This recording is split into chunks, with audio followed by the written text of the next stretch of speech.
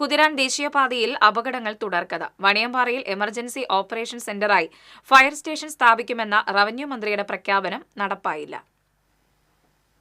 2023 June 9 Thrissur fire സ്റ്റേഷനിൽ mobile tanker യൂണിറ്റിന്റെ ഉദ്ഘാടന ചടങ്ങിലാണ് റവന്യൂ മന്ത്രി വാണിയമ്പാറയിൽ ഫയർ സ്റ്റേഷൻ സ്ഥാപിക്കുമെന്ന് പ്രഖ്യാപിച്ചത്.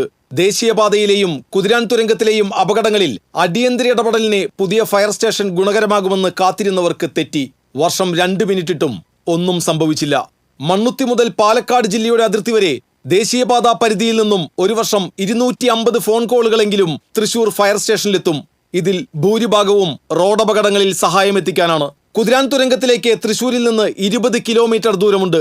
ജീവന്റെ വിലയുള്ള മിനിറ്റുകളുമായി ഫയർഫോഴ്സ് ഓടിയെത്തുമ്പോഴേക്കും നാട്ടുകാർ രക്ഷാപ്രവർത്തനം നടത്തേണ്ട അവസ്ഥയാണ്. എപ്പോഴും ജാഗ്രത പുലർത്തേണ്ട ഇടമാണ് കുതിരാൻ തുരങ്കം. കുതിരാൻ തുരങ്കം കേന്ദ്രീകരിച്ച് മാത്രം ഫയർഫോഴ്സിന്റെ സേവനം ആവശ്യമായിരിക്കെയാണ് കുറ്റകരമായ അനാസ്ഥ തുടരുന്നത്. അപകടങ്ങളിൽ സഹായമെത്തിക്കാനും ഗതാഗത തടസ്സം നീക്കാനും ക്രെയിൻ ഉൾപ്പെടെ സജ്ജീകരിച്ച പുതിയ സ്റ്റേഷന്റെ ആവശ്യകത ഏറെയാണ്. 2018 ഉദ്യോഗസ്ഥ ഭരണപരിഷ്കാര വകുപ്പ് സർക്കാരിന് നൽകിയ റിപ്പോർട്ടിൽ മേഖലയിൽ ഫയർ സ്റ്റേഷന്റെ ആവശ്യകതയെക്കുറിച്ച് ചൂണ്ടിക്കാട്ടിയിരുന്നു. കുതിരാൻ തുരങ്കം ഉൾപ്പെടുന്ന പ്രദേശത്ത് ഒരു ഫയർ സ്റ്റേഷന്റെ ആവശ്യകത ഏതൊരു സാധാരണക്കാരന് പോലും മനസ്സിലാകും. വാഗ്ദാനങ്ങൾ വാക്കിലൊതുക്കാതെ ഫയർ സ്റ്റേഷൻ യാഥാർത്ഥ്യമാക്കുക എന്നത് അനിവാര്യമായ കാര്യമാണ്. TCVക്ക് വേണ്ടി ക്യാമറമാൻ ഷിബി പോട്ടോറിനോടൊപ്പം മുകേഷ് ലാൽ.